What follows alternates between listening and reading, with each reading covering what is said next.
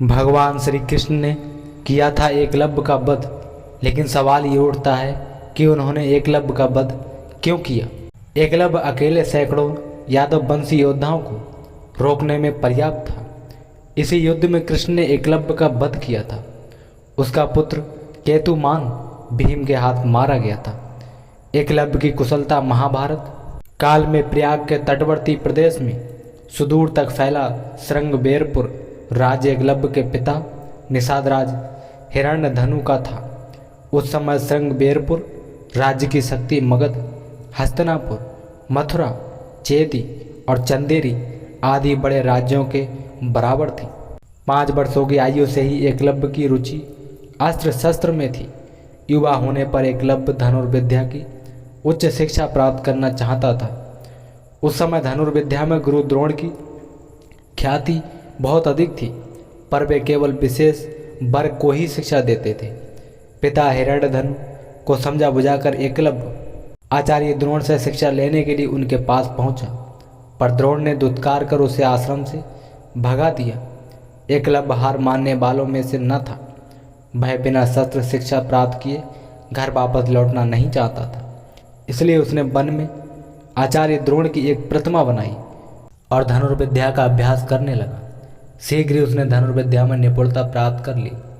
एक बार द्रोणाचार्य अपने शिष्यों और एक कुत्ते के साथ उसी वन में आए। उस समय एकलव्य धनुर्विद्या का अभ्यास कर रहे थे। कुत्ता एकलव्य को देख भौंकने लगा। कुत्ते के भौंकने से एकलव्य की साधना में बाधा पड़ रही थी, इसलिए उसने अपने बाणों से कुत्ते का मुंह बंद कर दिया। एकलव्य ने इस कौशल से बाण चलाए थे कि कुत्ते को किसी प्रकार की चोट नहीं लगी। कुत्ता द्रोण के पास भागा। गुरु द्रोण और शिष्य ऐसी श्रेष्ठ धनुर्विद्या देख आश्चर्य में पड़ गए। वे उस महान धनुर्धर की खोज में लग गए। अचानक उन्हें एकलव्य दिखाई दिया। साथ ही अर्जुन को संसार का सर्वश्रेष्ठ धनुर्धर बनाने के वचन की याद भी हो आई। द्रोण ने एकलव्य से पूछा, तुमने यह धनुर्विद्या किससे सीखी?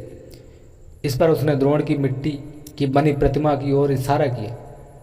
द्रोण ने एकलव्य से गुरु दक्षिणा में एकलव्य के दाएं हाथ का अंगूठा मांग लिया। एकलव्य ने साधनापूर्ण कौशल से बिना अंगूठे के धनुर्विद्या में पुनः दक्षता प्राप्त कर ली। पिता की मृत्यु के बाद वह श्रृंगबेरपुर राज्य का शासक बना और अपने राज्य की सीमाओं का विस्तार करने लगा। वह जरासंध की सेना की तरफ से मथुरा पर आक्रमण कर कृष्ण की सेना का सफाया करने लगा। सेना में हाहाकार मचने के बाद श्री कृष्ण जब स्वयं उससे लड़ाई करने पहुंचे तो उसे सिर्फ 4 अंगुलियों के सहारे धनुष बाण चलाते हुए देखा तो उन्हें अपनी आंखों पर विश्वास ही नहीं हुआ। चूंकि वह मानवों के नरसंहार में लगा हुआ था, इसलिए कृष्ण को एकलव्य का संहार करना पड़ा।